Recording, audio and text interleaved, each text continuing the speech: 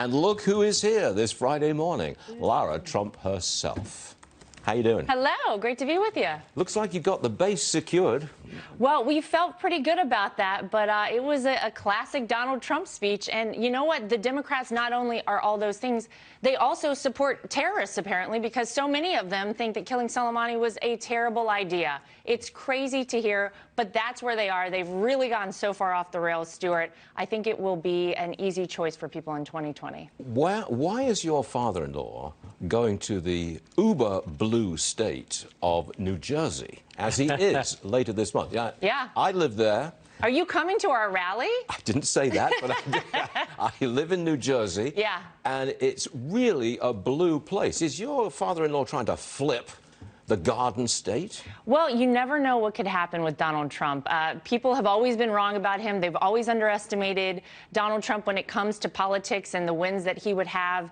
We feel really good about states like Ohio, where you just saw the president last night, North Carolina, Florida.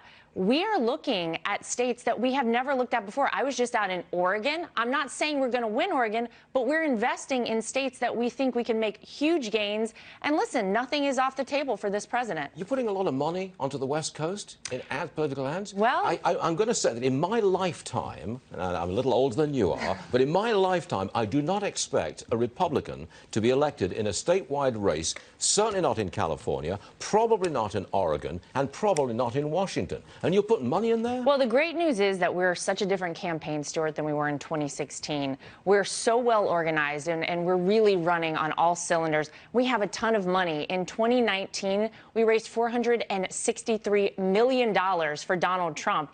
That should tell people all they need to know. The American public is behind this president, so we have the great ability to go to states that we really couldn't have invested in 2016, and who knows what could happen. Where are you spending that money? $469 million? That was last year. That's overall. That's RNC, that's the Trump campaign. That's everything combined, correct. So where's the focus? Where's that money going? Online? Well, we're doing a lot of stuff online, obviously. Brad Parscale is our campaign manager, was so great with the digital and data last time. We're really focused on that, but we're able to get out there and do a lot of stuff on the ground now and really invest in our teams all across this country very early. You know, last time we didn't know for sure that Donald Trump would be the nominee this early. So now we're getting everything in place, and we're really investing all across this country, again, in states that maybe we weren't able to in 2016. Do you enjoy it? I mean, because I know you're all over the country. You go to different rallies. You're a part of the campaign. You've got young children. I do. I have a 2-year-old son and a 4-month-old daughter.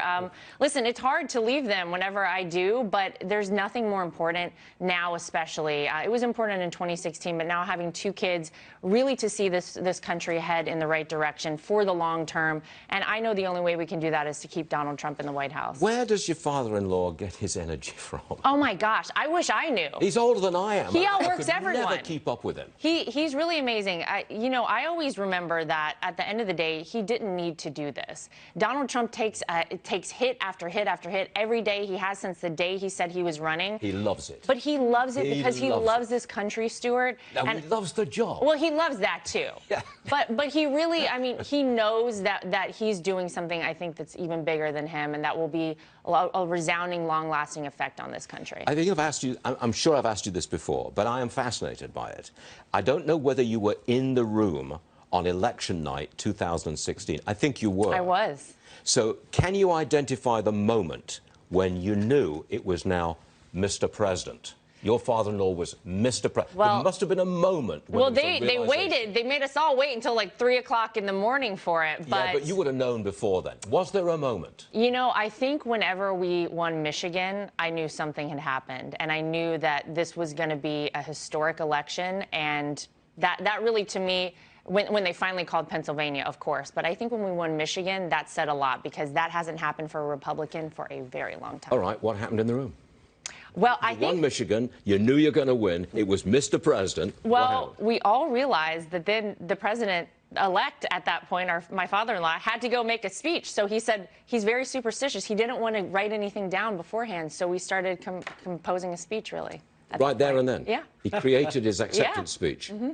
Do you remember the moment when he called Hillary Clinton, or she called him? She called him, yes. It was actually after we got to the Hilton where we had our watch party. Yeah.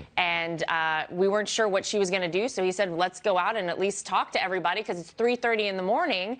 Yeah, and she called him, and I mean, it was a pretty amazing moment because remember, so many people said that would never happen. They had told Hillary Clinton she would be the next president of the United States. So for all of us that poured our heart and soul and every ounce of energy into it, it was such an incredible moment, and we knew that was out there, but they had all told us it was impossible. So it's truly a feeling that none of us will ever forget. It's just that moment. I've always been intrigued at the transition of power. It's pretty incredible. There's one other thing I want to say today. It's a little off topic, but it's my brother-in-law Jared's birthday, so I'd like to say happy birthday to him. Jared's birthday? Yeah. Okay, I met him recently. Yes, I think you He was did. very generous to me. He's a great guy. Yes, he is. Happy birthday, Jared. It's great to have you. So nice. Lara, thanks for joining us this morning. Absolutely. We really appreciate it. Thanks Thank very you. much.